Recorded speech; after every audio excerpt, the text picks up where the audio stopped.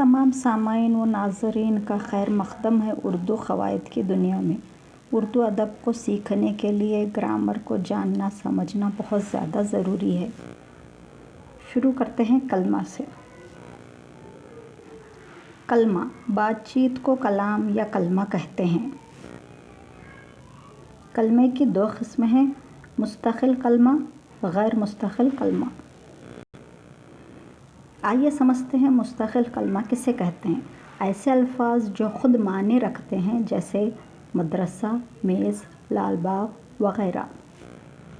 वहीं गैर मुस्तक़िल कलमा किसे कहते हैं, ऐसे अल्फाज जो तन्हा माने नहीं रखते, जैसे कि ये, वो, मैं, तक, पर।